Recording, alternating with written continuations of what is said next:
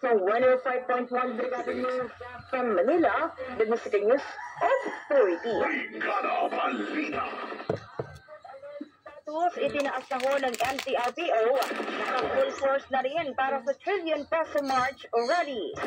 Brigada Cap Austria sa detalye, i-brigada mo. Brigada Live Report. Naka-full alert at full force na ang National Capital Region Police Office para sa trillion peso march rally bukas. Ayon kay NCRPO Regional Director Major General Anthony Abirin, nakaposisyon na ang lahat ng kanilang unit para sa maayos, ligtas at mapayapang pagdaraos ng rally. Kasama rito ang large-scale formations, mobility checks, CDM rehearsals at interagency coordination sa lahat ng convergence areas na may diin sa disiplinadong deployment, mabilis sa koordinasyon, respeto sa karapatang pantao at karapatan sa malayang pagpapahayag. Layo ng NCRPO na mapanatiling ligtas sa publiko sa lahat ng convergence areas sa buong Metro Manila. In the heart of changing lives, ako si Brigada Cas Austria ng 105.1 Brigada News from Manila, the Music News Authority. Brigada Balita Nationwide. Sa ibang balita mga kabrigada, nakikipag-ugnayan na ang Civil Aviation Authority of the Philippines o CAAP sa Malaysia at sa Singapore upang matunton at mabantayan ang aircraft na konektado kay dating Ako Bicol Party List Representative Elizalde Co.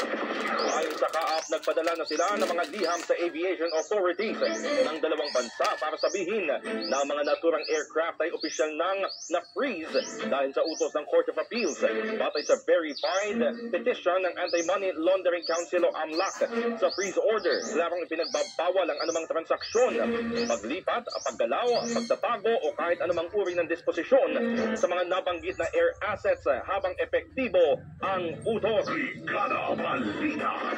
Muli namang ipinahayag ni Pangulong Ferdinand Marcos Jr. ang mangarap niyang tapusin ang gutom sa Pilipinas bago matapos ang kanyang termino sa taong 2028. Sinabi ng Presidente na bahagi ito ng kanyang Walang Gutom Program sa ilalim ng Department of Social Welfare and Development o DSWD. Ayon sa ahensya, ang Walang Gutom 2028 Food Stamp Program ay flagship program ng gobyerno na layong tugunan ang involuntary hunger, malnutrition at stunting.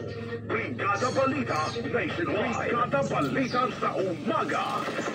Kami namang itinanggi ng Embassy of Ukraine sa Pilipinas ang ulat na umano'y nagre-recruit sila ng mga Pilipino upang lumahok sa labanan kontra Russia. Tinawag ito ng embahada na untrue at baseless allegations. Hinggil ito sa paratang ni Russian Ministry of Foreign Affairs spokeswoman Maria Zakharova na sinabing nag-hire di umano ang US-based RMS International na mga Pilipino kapalit ng Schengen visas sa halagang $5,000 o 294,000 pesos kada buwan. Matibay umano ang ugnayan ng Ukraine at ang Pilipinas na nakabatay sa respeto, tiwala at pagsunod sa international laws. Muli rin itong pinagtibay kamakailan sa telepono ng dalawang presidente ng bansa. Bago ito, una ng pinusunungalingan ang paratang ni Zakharova ng German Embassy at paging ang palasyo ay tinawag itong fake news. Brigada Balita Nationwide.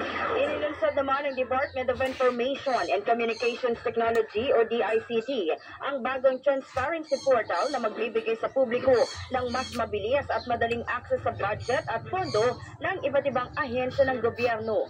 Ayon kay DICT Secretary Henry Aguda, AI-powered ang portal at may visual dashboard na nagpapakita ng breakdown ng budget sa pamamagitan ng charts, graphs at infographics. Bukod sa madaling maunawaan na visual, may AI chatbot din ang portal na makakausap sa Ingles, Tagalog, Taglish o iba't ibang regional dialect. Nilinaw ng DICT